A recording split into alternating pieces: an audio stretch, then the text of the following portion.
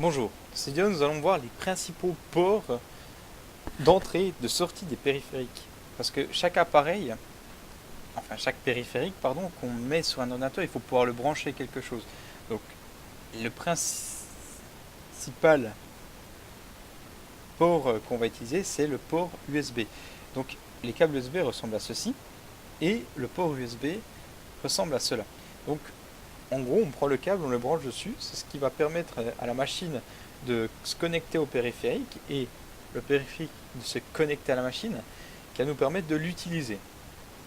Ce qui est principalement utilisé par les écrans, c'est de l'HDMI, donc ce câble-là qu'on va brancher sur un port HDMI comme ceci qui va nous permettre d'avoir des images et du son, c'est le port principal des, des périphériques écrans comme ceci. Il y a le câble VGA qui est un câble aussi pour des écrans, donc qu'on va brancher sur un port VGA comme ceci.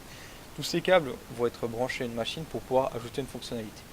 Donc il faut retenir que chaque appareil va être branché sur un autre appareil pour lui ajouter une fonctionnalité via plusieurs sortes de câbles. Il y en a encore une multitude, mais on a vu les principaux et il faut encore se dire qu'il y a des manières de brancher sans câble qu'on appelle Bluetooth.